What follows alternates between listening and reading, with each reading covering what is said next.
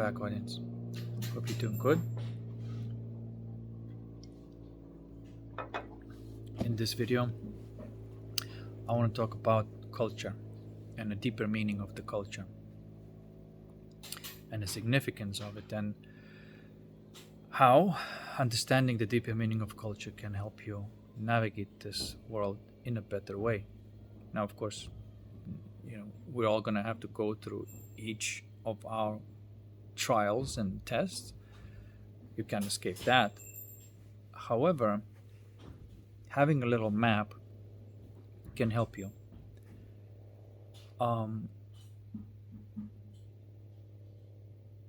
First of all, the reality that we have to admit is that we live in the virtual reality where there is a apparent coexistence of many different cultures, or you can go even deeper and say worlds, that there's many different worlds sharing one virtual reality.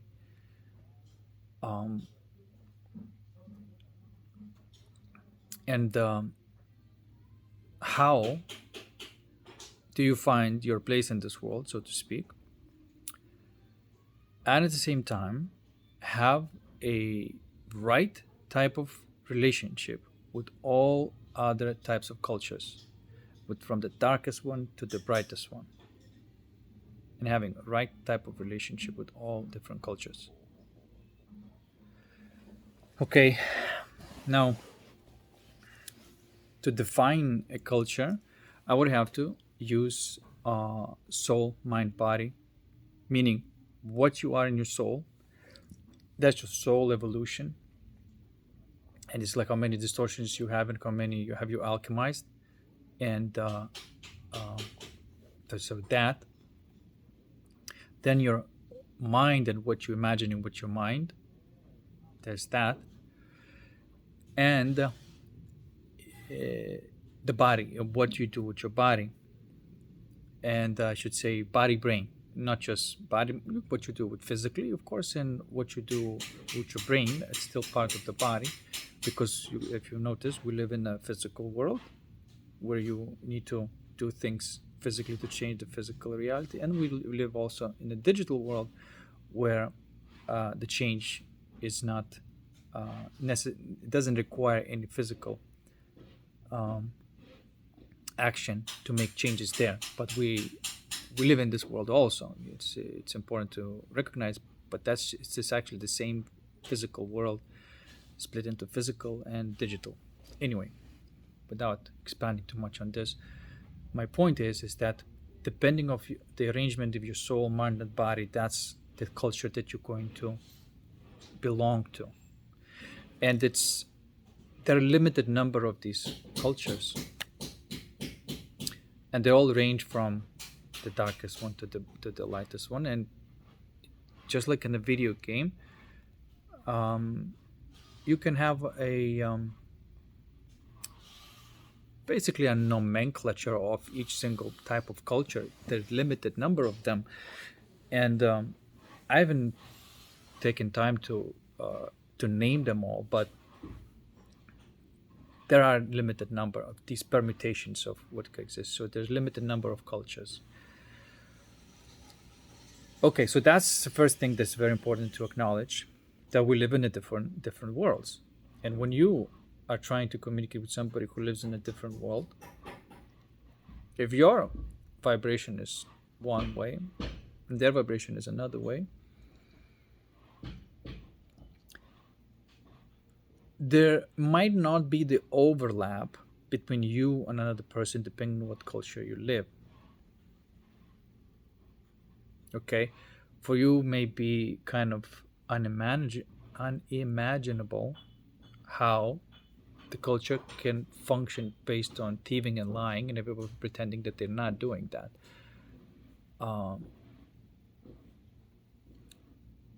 Many different aspects of that,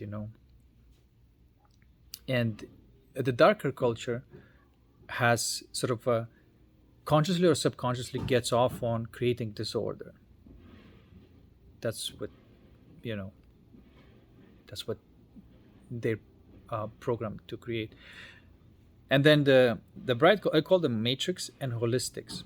Now, in every matrix, there's a small part of the holistics. This is why even in Hollywood, you can find some people that still remain without selling their soul somehow, like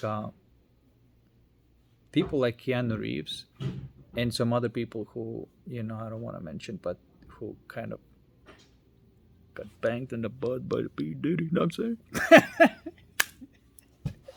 saying? Anyway, sorry to scratch that. Nothing happened. What? What'd you say? Nothing. Nothing happened. Anyway, so you see what I'm trying to say? That even in the darkest culture, there's still going to be at least a shred of something that is whole. Otherwise, it would not exist. It's just not how it functions. And usually in the darkest culture, they feed on that thing that is quite innocent and pure. They feed on it, right? That's how that matrix function. And the only reason it happens is because there are these people there who belong to the part of the matrix who are being used, and because of lack of wisdom, they end up being used. Um, they have love and everything. Love is the answer. Blah blah blah. Kumbaya. But yet they're being used, and they are still kind of have that naive innocence, right? Whereas the wisdom development allows a person to be innocent while protected from being used. You see, it's a it's a type of evolved innocence. Wisdom is type of innocence, but it is tempered type of innocence, and that will obviously determine, your culture, where you know end up living, what kind of world you end up living, being in. You see. So okay, so each one of us have a specific world, and these worlds kind of overlap, and we call them consensus realities, right? And my consensus reality may be very different to yours or other people who live in I'm trying to say, like, they spend a lot of time scrolling on social media, and and looking forward to placing another video or of them, some sort of like a um, social interaction in a way that is not meant to be. For example, I said this before, and I just want to briefly mention it, that the way these social apps structured is not natural, because the social interaction is not supposed to be broadcasting based. It's supposed to be person to person, but it's used, this type of broadcasting structure, to connect with other people. And of course, you cannot connect with other people because it's broadcasting. Now, sure, like what I'm doing here is broadcasting, but I'm not claiming here to socialize. I'm claiming here to share my vibe and information for this specific reason, you see. But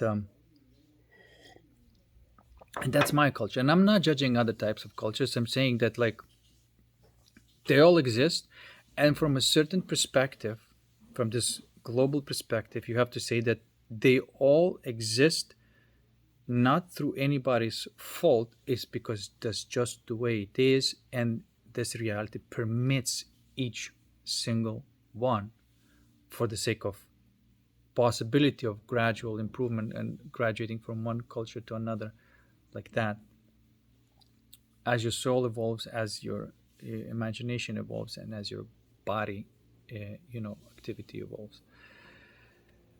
Okay, so that's that. So that's why, from overall perspective, you can say, well, there's no kind of wrong. Everybody's whatever they're at, sure. But from the player perspective, of course there are these darker cultures, and of course there are these brighter cultures. It's very obvious, and the point is, to evolve out of the chronos or dual heart, right? Uh, and leaving the duality only for the brain, for the physical body, and growing out of it in your heart and the mind also.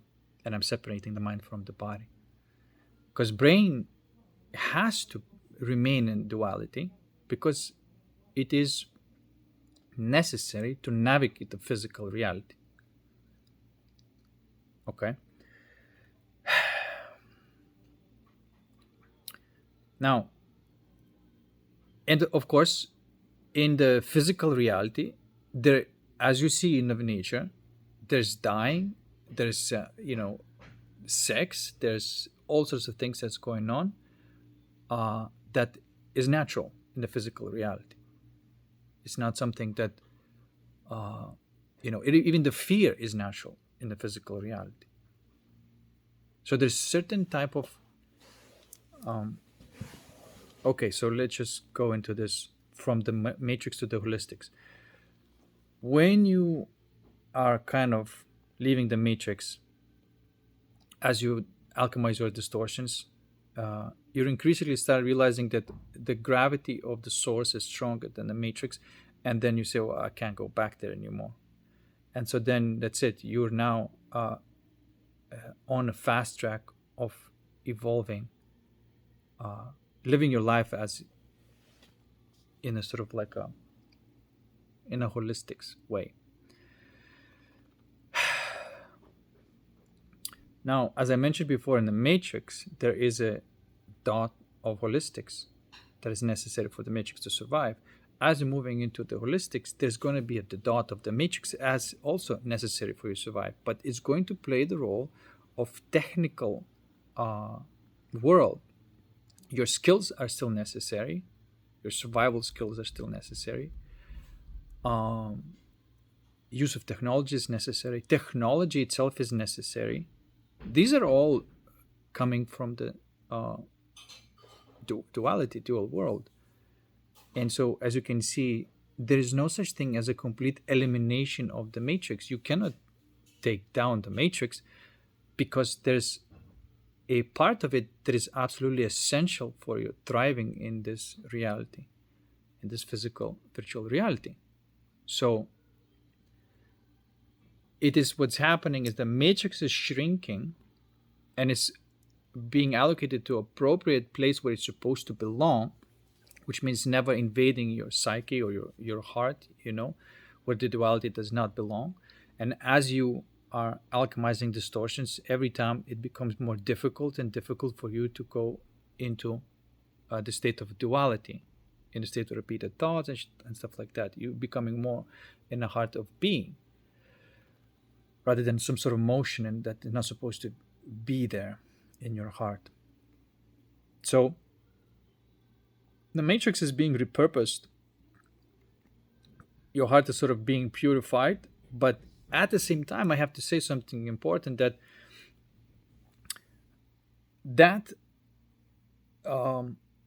these distortions that were in your heart, this is very important because it's not just that all of them sort of change into this bliss, peace feeling, and that's it. A part of them changes into skills and that are necessary. Skills and technology. So when you do alchemy, I often say that alchemy doesn't, go by itself. There's alchemy, magic, and might. And so there's an appropriate use of energy that's being attributed to development of the skills, because out of all these distortions that you have, you're going to have to develop some skills in order to create something that is important for you to create, that it came to your imagination from that distortion. So you alchemize the distortion, and from that comes some idea that you want to create, and then some of that energy needs to be allocated to the might, which is the development of the skills. And then you employ your brain where it's supposed to be employed. And see, this is, it comes, imagination is being used to see the outcome of what you're trying to accomplish. That's your soul desire. And at the same time, um, the next possible step, right? And priming your brain, because only your mind can prime your brain. The brain doesn't have that capacity. And the way you prime your brain is, for example, if you need to learn a specific skill, there's, like I said, there's two things that you can do. One is this big picture of you imagining the outcome with all the feelings that are attributed to the outcome. And at the same time, you're imagining the what? The priming your brain with the principles, meaning imagining yourself doing that act of the skill that is necessary for you to learn and enjoying it. That will prime your brain to be very susceptible to learning. And then when there's an actual practical use of your body to learn that skill, the learning is going to be accelerated because you already imagined yourself doing it skillfully. Does that make sense? So now your brain and your mind is operating as it's supposed to be in its right place. And brain is not parked and say, well, now the thinking is no longer used. The thinking is only used where it's appropriate, and it's about figuring the technical part of your skills. You see, and as your brain is occupied to developing, right principles and right protocols, and this, and also programming the memory where it's supposed to be, the body memory, not your heart memory. As holding grudges and stuff like that, the memory from the past, that's all gone.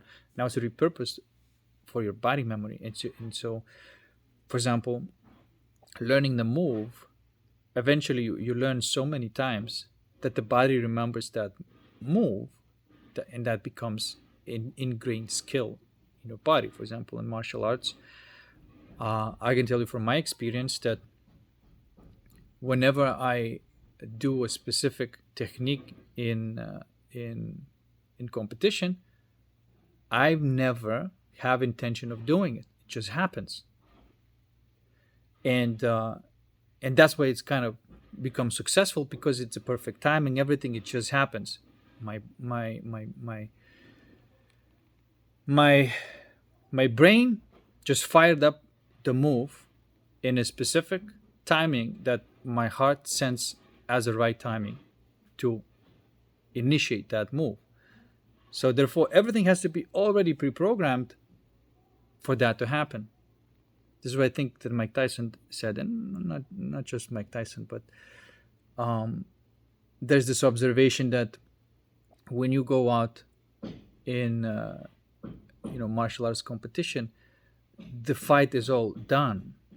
There's nothing that you can do at that moment to change the outcome, because it's all done. You see what I'm trying to say? It's all done. Your training is done. Your mental preparation is done. Your body, it's all done.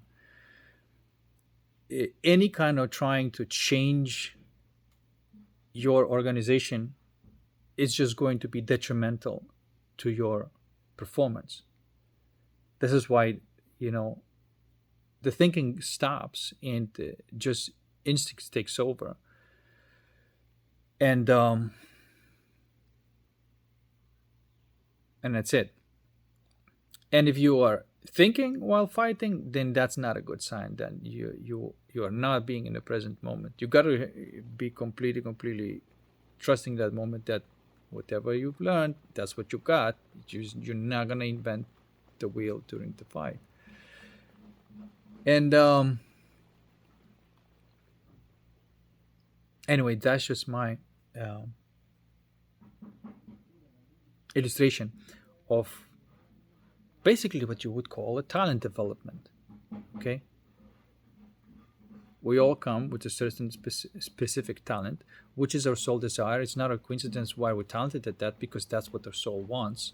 We already have that talent inside of us, and we just have to develop it. But anyway, I'm supposed to be talking about the culture here. But you see, there is this type of culture of where the right type of soul, mental, and body development exists, and it's a process, and it's enjoyable process of life, and that culture exists.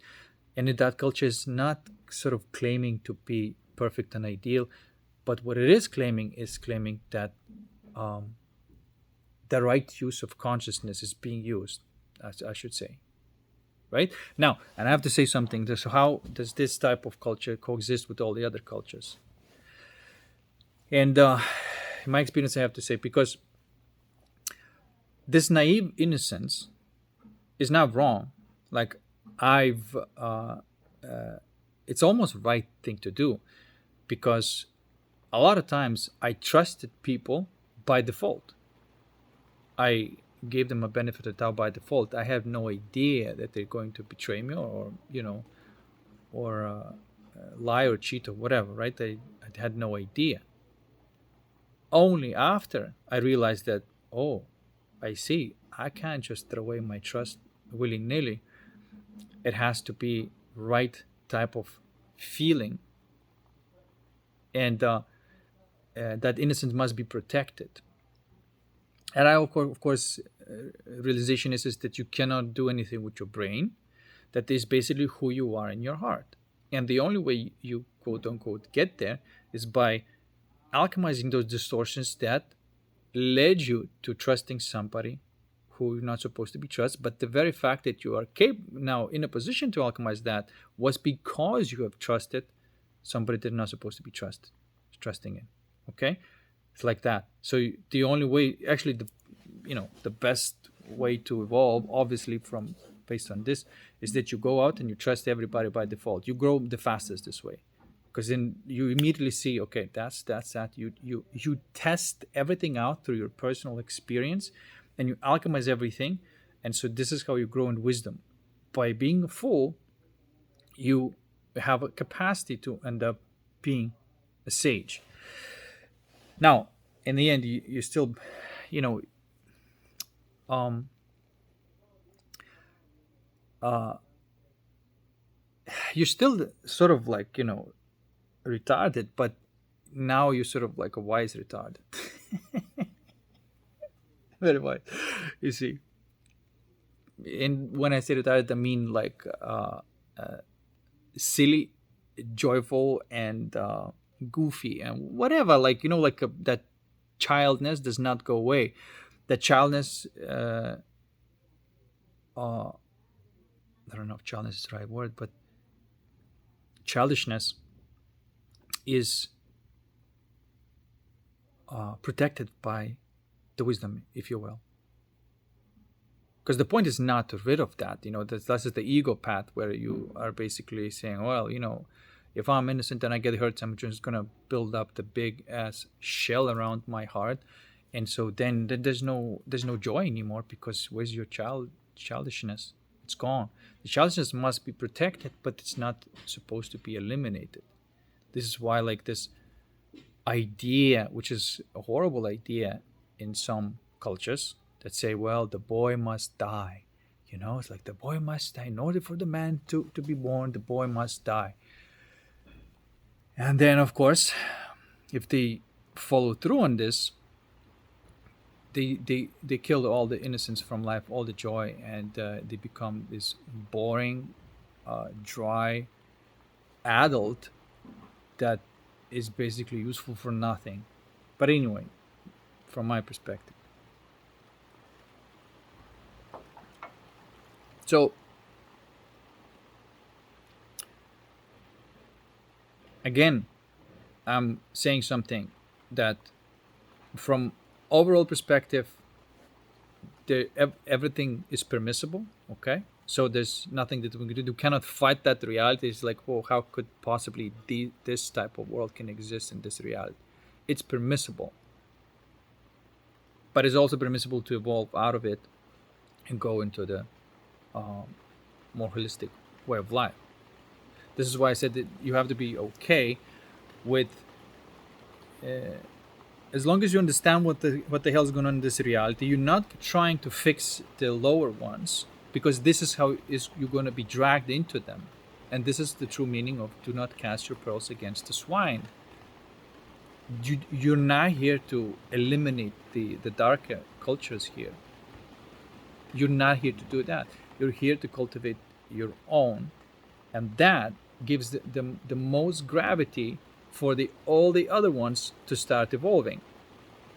And so if there's somebody is in that really dark culture right here, you do not go there and trying to fix it. You just cultivate yours as much as possible, just boosting that cultural vibe, creating that renaissance in your world. And then this way, this culture is going to be gravitating towards this culture, is gravitating this culture, and you're going to be dragging them out over long periods of time, dragging them out of their misery. And there's going to be less of these darker cultures and more of these brighter cultures. That's how it works. Now, there's one very important point here that I'm trying to make, is that what is your relationship with the darker culture, for example? If it's triggering you, okay, good, alchemize it.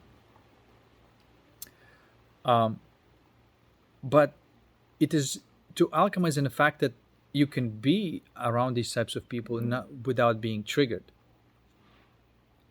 It is not allowing them to enter your culture. You have to have that boundary there, the energetic boundary in your heart that prevents them entering your culture, meaning that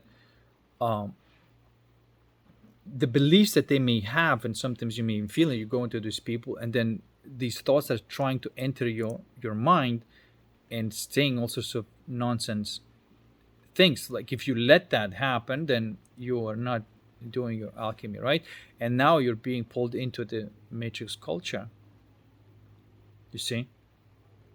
So the point is, you don't do that. If there's any kind of pressure arises for you, when these negative thoughts start running, because of you in a cloud of other people who live in their own culture and have these negative thoughts.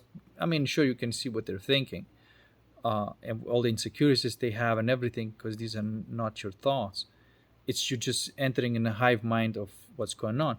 Now, the point of it all is that there's no reason for you to be fascinated of really, like, there's no value in seeing what they're thinking, because that just drags you into their own little games. The point of it all is that if there's that's going on, there's going to be a pressure somewhere in your heart. You alchemize that, and so then eventually there's this type of peace. And there's seemingly the before people around you, and they were just pushing all sorts of negative thoughts in your mind. Now you're sort of almost like this invisible bubble where it's completely peaceful. The same people may be around you, but you're not hearing any thoughts anymore.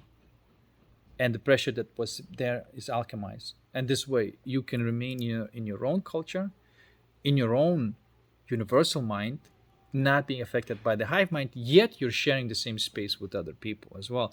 But now the only thing that ties you to them is not the mental world, but it is that essence world, which is always pure. This is how you can remain pure, hanging out with pigs, so to speak. And then there's no judgment, because if there's judgment, then there's entering that game. But there is this understanding, okay, I'm in this type of culture, and you watch them like you watch a movie as or a cartoon, and the way they are, you're not trying to change it. It's just, that's not your jurisdiction, and it's not where your power lies. In fact, you would lose power if you try to change it. You just cultivate your own culture. And but the use, you live in your own culture with your own tribe, but the usefulness of you going and meeting all the types of people in your life is allows you uh,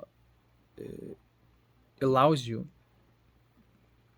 it allows you to have an access to the alchemical process, so you could coexist with all these possible, and then potentially have the best possible influence on them also, just by being yourself and enjoying that essence, rather than tuning into what they're thinking, what they're doing. It's like you already know. There's no need to. It's all boring stuff. Okay.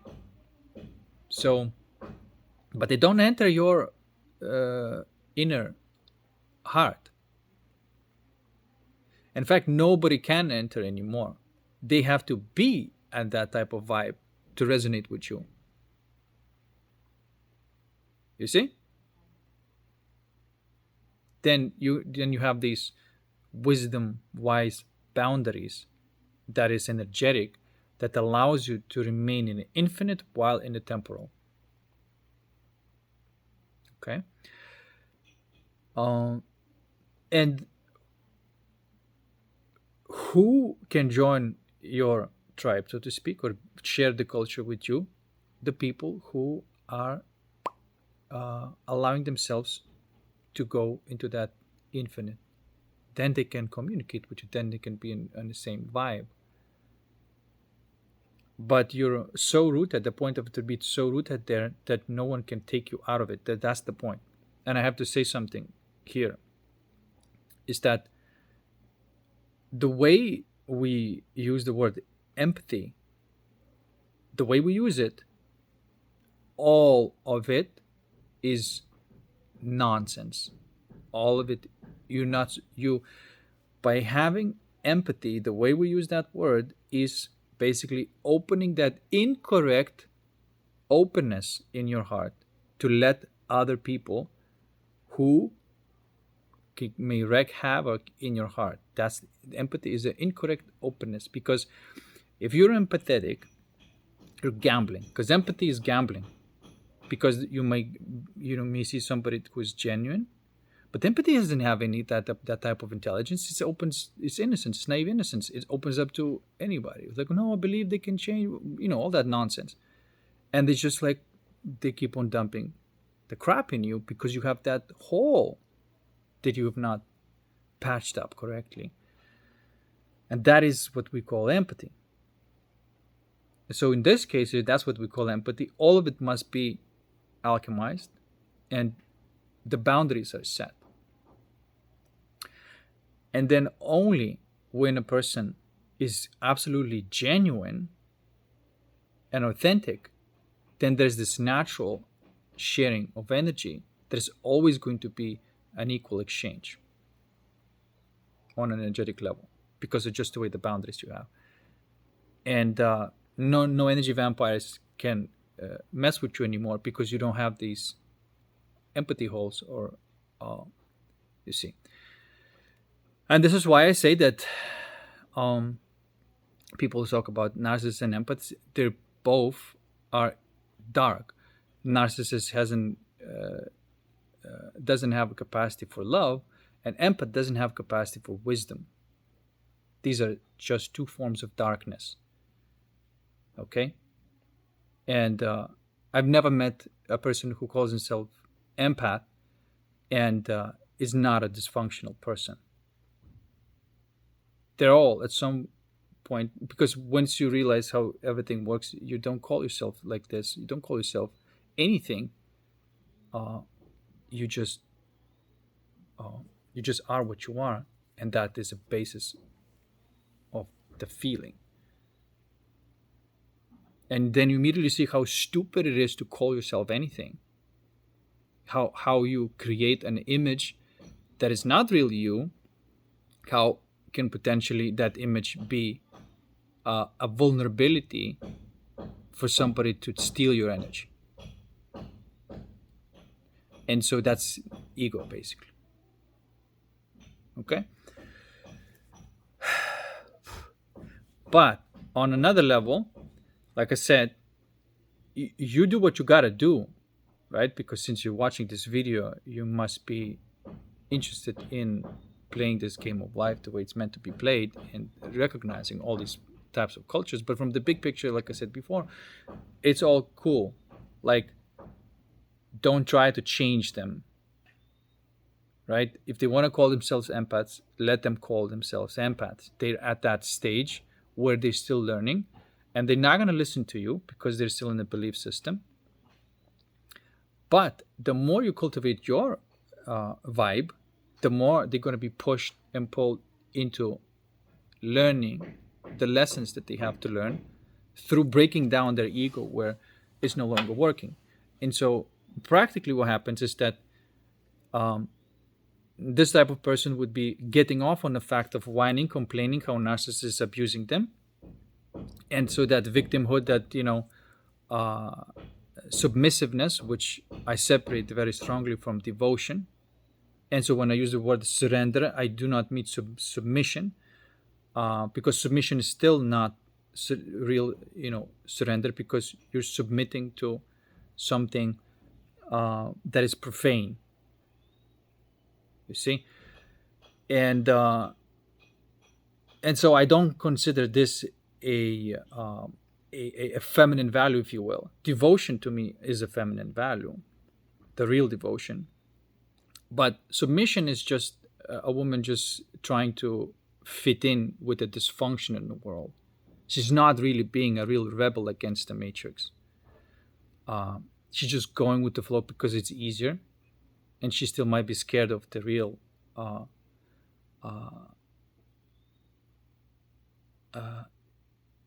energy that's worthy of surrender.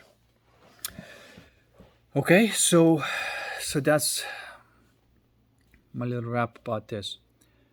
At the same time, when I use the word obedience, of course, I don't mean obey the matrix and obey the tyrannical, masculine energy, stuff like that.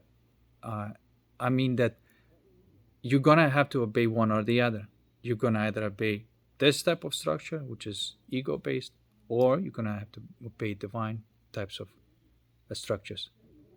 And you, through the wisdom, and you learn the difference. You see, it's like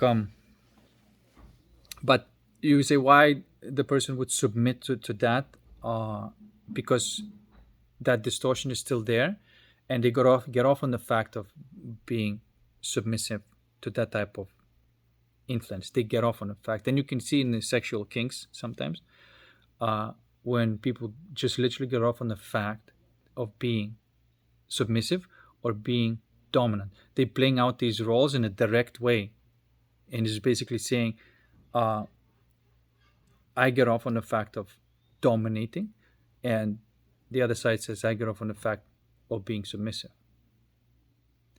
This is just still a matrix game. There's a type of culture, and I think that people who are at least gone to the point to realize that that's what's really going on with them, and in sex they can see that distortion very clearly, and they at least what I'm trying to say here is that people who went that far into facing that thing directly and saying like, oh yeah, I am getting off on the fact of being submissive, oh no, I am getting off on the fact of being dominant, and they do it in a sexual relation, that's quite safe, and it's not wreaking havoc in the world. So this type of culture to me is still functioning in the dark, but it's authentic now, at least. So I consider that culture more evolved than the people who are not really realizing of what they're being, driven by, and what their motivations really are. So, and what happens then is this: if you continue living your vibe and cultivating your vibe, like I said before, you pull on the vibe next to you, to you apply a stimulus of evolution. And the way it works is that what was used to get off that addiction, right? Like that addiction for domination, status, or subservience, and whatnot. What drove that thing stops working, and so you could see that happening uh, in people who stop drinking alcohol, not because they're fighting with themselves. I don't consider that really quitting drinking alcohol. Just counting days, like, oh, I'm 5 or 30 days without alcohol. That's just like immediately you're gonna get. You can see that like they're not out of this game because they're counting days still. Um, but how really you get out of this is usually you get to the point where that thing that you use that would get you off no longer is working.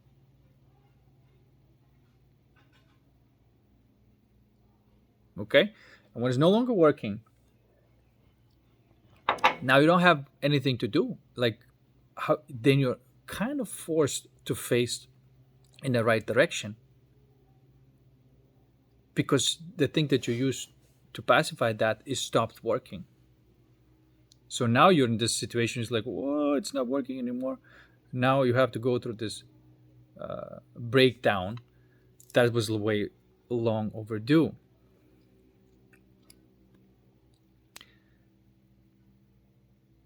So in other words, at some point, um,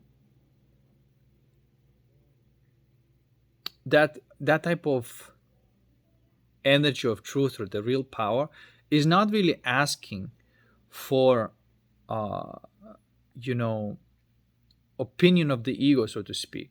It just pulls out everything, and whatever worked stops working, and so now people don't have a choice, and so they're put through this bottleneck effect where it just is going to be filtered out, and so people are going to go through it, and they're going to come out on the other side with none of these addictions, or without most of these addictions, and and yeah, and it appears that it all depends on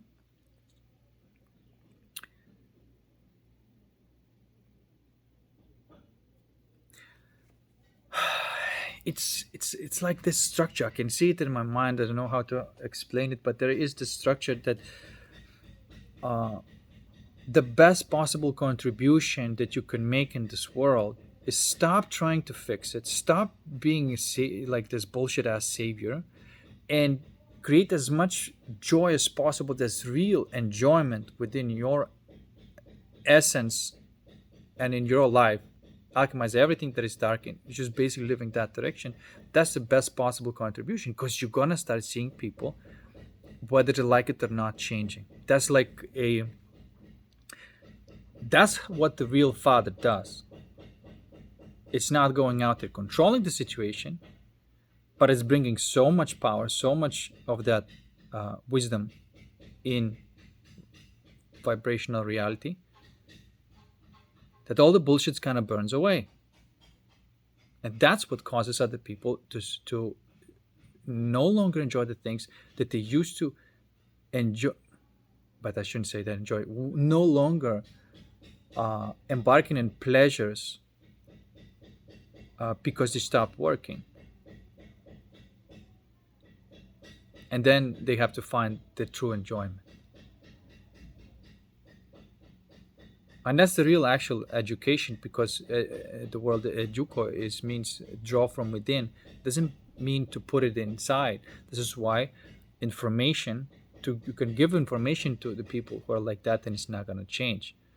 But if you stop giving information and you just, you know, play your game, like you do your things, cultivate your resonance, enjoyment as much as possible, meet other people who are any kind of facets of life, and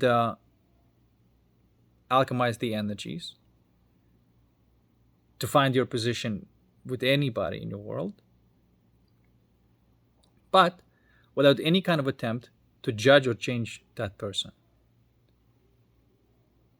There is a type of relation, like the person may be saying something that is running in their mind, la la la la, la, but it just doesn't concern you. Don't get involved into that stream of thought or whatever.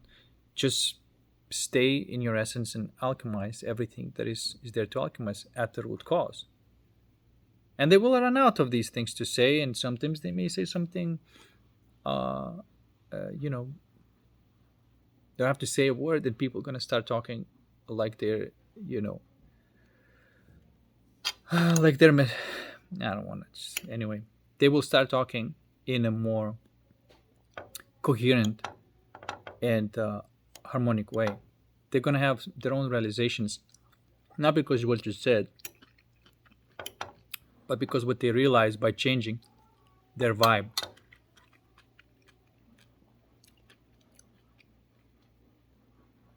Okay?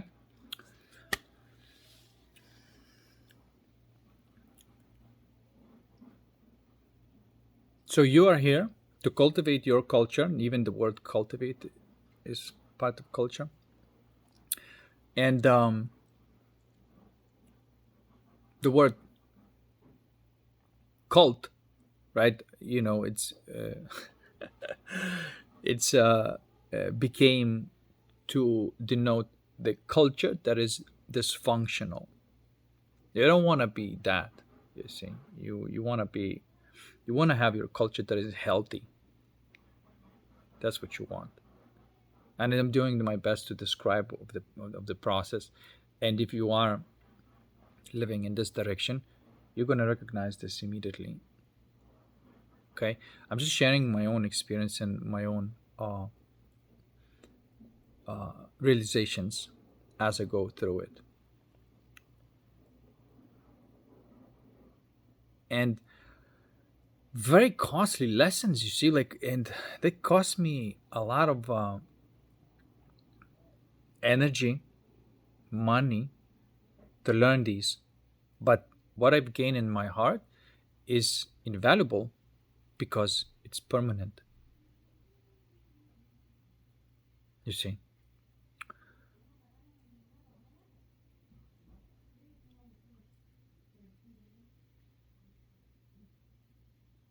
And I also have to say something about this word simulation and virtual reality.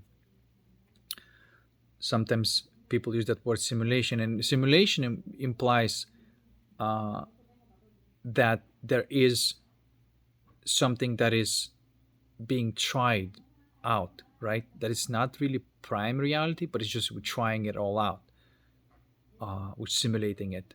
It's not really real, but we're just simulating it. And I have to say that I would distinguish that from the prime reality. The simulation reality is when you have these distortions and they're projecting that reality. It's not real. It's simulated. It simulates the fact that people don't love you, that there is no love, that there's just all violence and everybody's just in for themselves. You're simulating that. But upon the alchemy of these things, there is a real reality that starts shines through, and you start seeing, oh my God, it's like this abundance is everywhere. There's everybody's, whatever they're looking for is right here, right now, and it's just like better than anything that can the world of pleasures can give you. And that's when the prime reality is dawning on you. It's not that you are leaving the Earth simulation. It's just that you are beginning, you're living on the same Earth, but in a completely different reality, which is becoming more of a prime reality. Meaning, what is a prime reality? Prime reality is the reality where you are creating and playing as your prime expression of consciousness. That's prime reality. And there's no longer, simulations are no longer there to test you. So you could become sort of individuated, which is temporal, but infinite at the same time. So simulation is necessary for you to pass all of these tests in order to be individuated infinity. It's almost like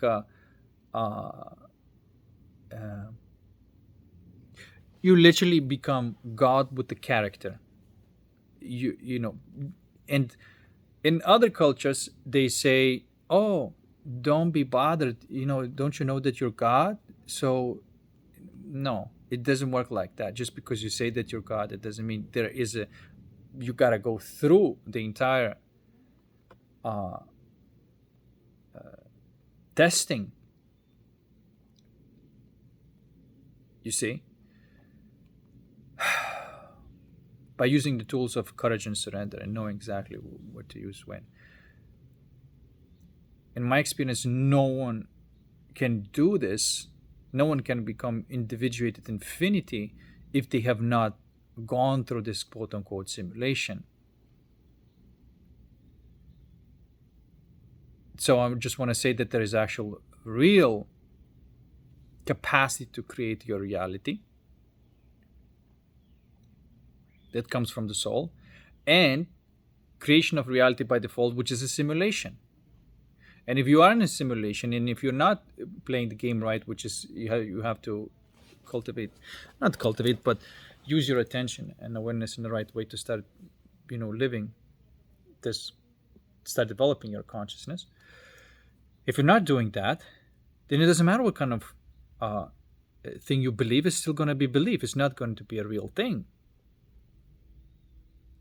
There's still going to be this belief in God, believe in Jesus, but that's not does not make you to be experience what God is, or be one with God, if you will, or not allow you to experience what Jesus is, because they are states of consciousness. And if you live in this imagination reality, you're creating beliefs and you're creating your imaginary friends. And yes, you can do that, and they're going to be real to you, but it's just like simulation. It's not real. You're creating, projecting some value outside of you, where you're supposed to uh, own it and embody yourself through going through these trial and errors. And it's not fun. And this is why many people can do a lot of things, but I don't want to, did not want to do what other people are doing. And there was something like, okay, this doing this doing this, like this, thousands of these people doing the same thing, but just what is the value of this? So I wanted to go where nobody else is going and nobody else wants to look at. So that's how I knew that's mine, because it's, anyway, that's just like a philosophical perspective. But it almost, you kind of find your way by in contrast with everybody else. There's certain things that you probably have to do that nobody else is doing. If everybody else is doing, it's not the thing on a soul level. Okay.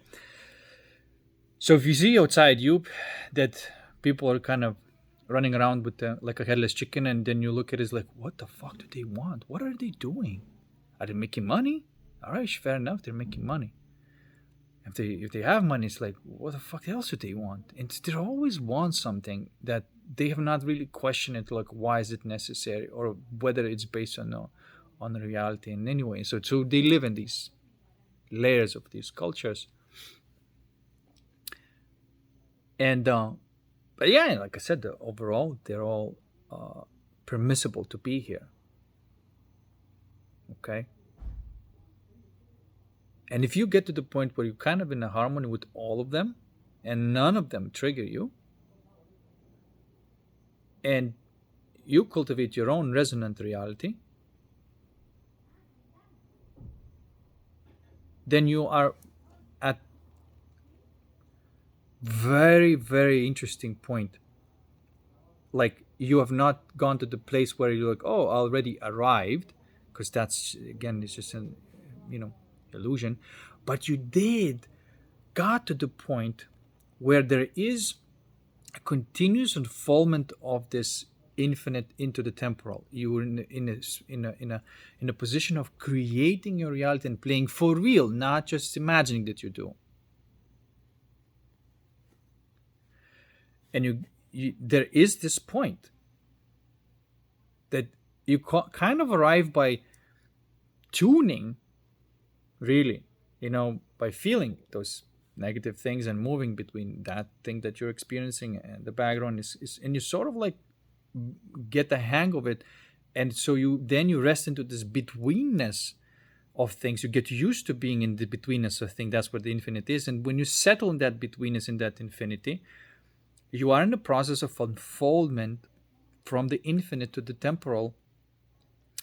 And this is where you kind of want to be. You have not, quote unquote, arrived anywhere, but you definitely tuned yourself into this sweet spot that is almost like a continuous attunement that keeps happening, but becomes almost very natural to you, of this unfoldment of this life. And there's nowhere else better to be. And you're probably going to be creating something and playing something, and there's no conflict with anything anymore. So it's peaceful and blissful, and you're just experiencing the forms of peace and bliss unfolding. And you're no longer naive about thinking like, oh, what about the darkest things in the world? You're supposed to go in there. It's like you already know where you're at, and you already know that this is the highest contribution to the reality that you live in, is cultivation and development of your own reality. That what I call holistic. That's where you want to be at. But there's, like I said, there's no rival. You realize, oh my God, this is just like a creation process. And at least you got to the point where you're creating and playing. And you are closer and closer, or perhaps in the prime reality, because prime reality is blissful, peaceful, colorful, always moving into something amazing. It never stops getting better and better. It has this phenomena that is not supposed to be possible, but they are. And only when the infinite touches the temporal, that becomes possible.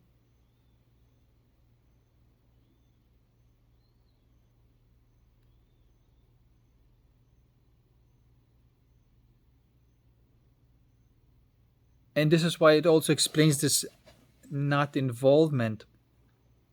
A person may see like, okay, well, this person is living here in their high castle, even though it's not really high castle anymore, because you basically came from the dirt. You just became that diamond that shines in a in a coal mine, or that flower in that manure, right?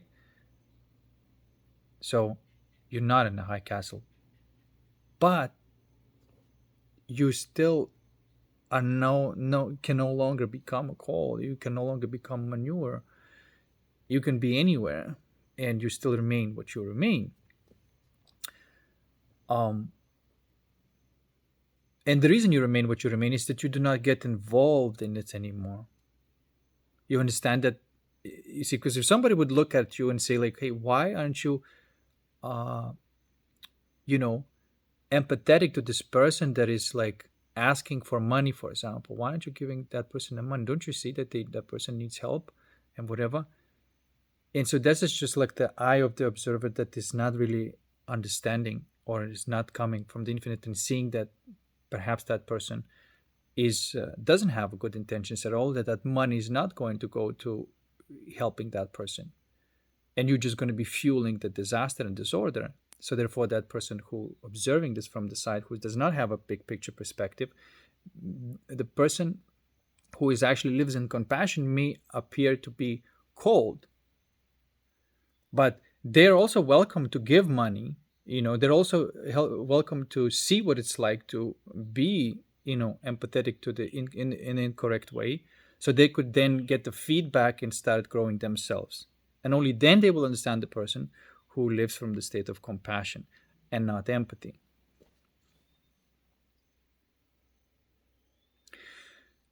And the best contribution to that person who is asking money, who lives in a dark place, is just the presence of the person in compassion. So there might be a little tweak of the energy, or that person may have a little bit of like more light coming to their lives, and you see what I'm trying to say. There's a little bit of effect that can happen there, but there's not willing. It's not deliberate. It's just a consequence of you oozing out and emanating your own natural energy. This is why uh, I I don't know, like, I enjoy making these videos, but I'm definitely saying that I'm not helping anybody. I don't want to help anybody because I know what that is. Every time you help somebody, it implies that there's a victim there. But I do like to play with people and and create. That's what I like. So to me, this video is like just playfulness, really. But I have no interest in changing anybody's mind or teaching somebody. It's just like uh, it's just been coming to me as this massive feedback and telling me that, like, hey, dude, uh, you gotta quit that career of helping people. And so I listened to it and I quit, and now I can see how it really all works. But then again, like, when you do this, then you see other people who are just like, oh, I want to help people. They take an a dose of mushrooms and whatever, and they realize now that they want to feed the mushrooms to everybody and be a shaman and play their instrument for them, while they're being high or whatever, like all this is still a cult, still the same thing. There's no realization yet, but they're still in the process of doing this, and I hope that that process is going to be quite short, and so that the experimentation phase where they believe that they're helping people by feeding them mushrooms kind of goes away, because there's no actual help that's going on. There is just like a temporary, let's not kid ourselves, there's just a temporary flash of realizations that affect the body and the brain. Of course it affects it, but it affects it in a temporal way, which then living in the same culture that they used to live creates all sorts of stronger contrasting experiences. And so yes, that contrasting experience may trigger that person to continue on their, if they know how to use their consciousness and how to start developing and growing themselves without the use of psychedelics. Okay, then thank God, everything worked out well. That's what happened to me. But also was gullible and silly, and thinking that going to a ayahuasca retreats is the answer and whatnot. Um, and It's not. It just gives you all this. Like I said, the process is that it flashes you. You become what it's like to be there. Then that kind of closes off. That gate closes off. You left off. You left out, cut out from it. But now you got to remain, keep the appearances that you're still there, and then it becomes this, ego mask development, which is worse than the ego, the super ego. Sometimes people call it. And this is what I see people ending up in. Like, and genuinely, I would see, let's say, a woman who would be like natural, and yes, she has also, so she had, like, was we all do, like, had some sort of shitty experiences in the past and all the betrayals and all that stuff. But there's like this purity, there's innocence there, and there's this authenticity, there's playfulness there, right? And then I see them, you know, going into this retreats all the time, doing this retreats for other people, boom, boom, boom, and then I meet them, and it's just no innocence. It's just like all seriousness. I don't know what the fuck happens, and this fake, this fake compassion, or it seems like you can see this is just not real. It's just like you can feel it that it's not real. It is just like a sugar coating stuff. Anyway, so that's kind of sad story, but I just want to say that that's what's going on. But everything's fine. They're gonna come out of it, even if they took the dark path and thinking that that's the light path. Everybody's gonna be pulled out of that nonsensical trajectory, whether they like it or not. And the reason is going to happen because people like you and me just cultivating the reality in the right way, and admitting there is such thing, that there is a right way and a wrong way, and is a directional thing. You can live life away from your fears or towards them, and it's a directional thing. One is dual, and another one is infinite, and that cannot be denied. Everything in the dual world, left, right, all wrong. Anything in the infinite world, everything is neutral, and that's what makes it right. And that neutrality comes in two forms: peace and bliss. The neutrality that says nothing,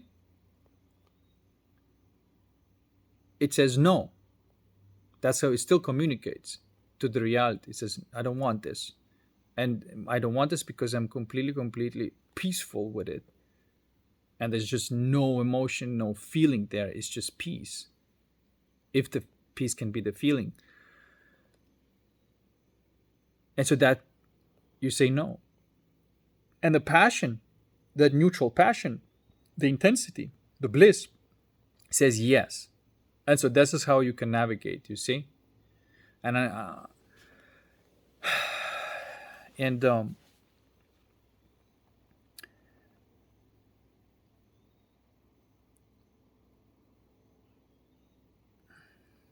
and I really like the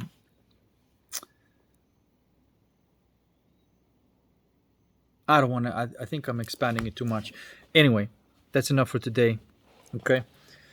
But what I wanted to say, that there's this model of reality that, what I just described. There's a world of duality where both sides are wrong, and it's just like in a conflict and violence, and then those go unified, and then that becomes uh, peaceful, which is becomes just like this circle or the aura that would, if you look at galaxies, like, and you have that gap in the center, that which is a black hole that eats all the matter that is swirling around the galaxy.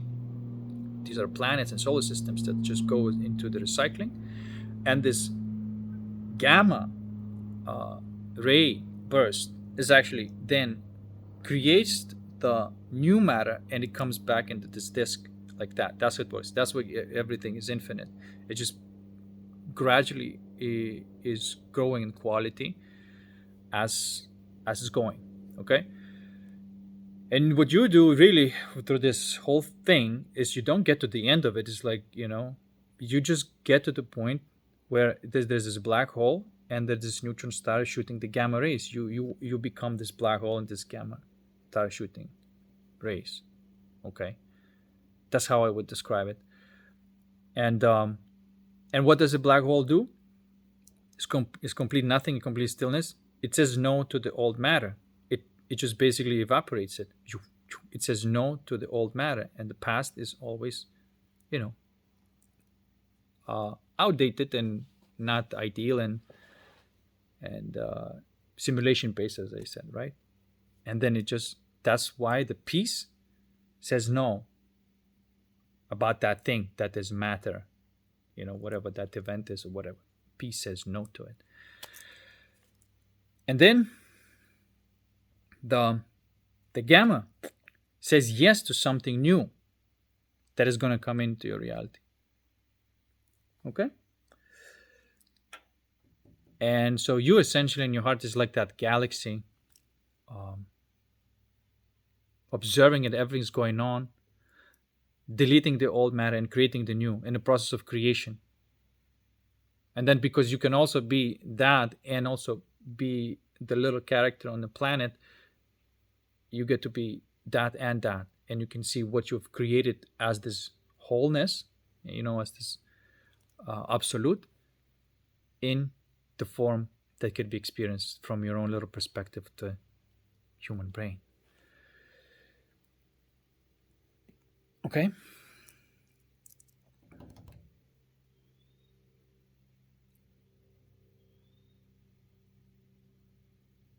And again, that's my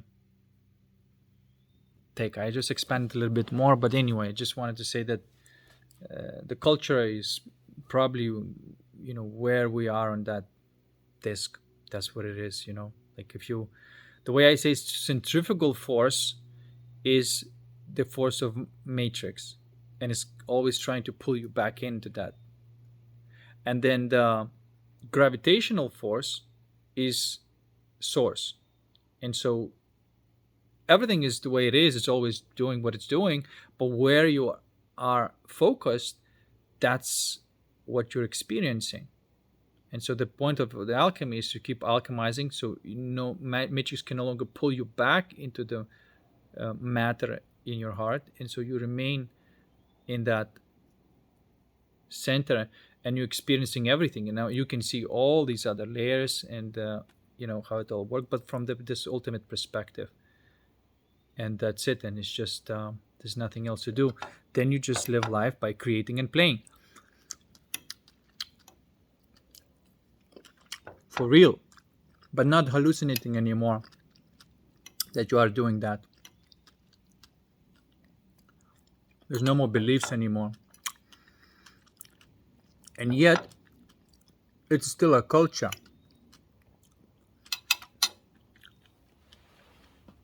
Okay? All right, guys. I'll see you in the next one. Peace.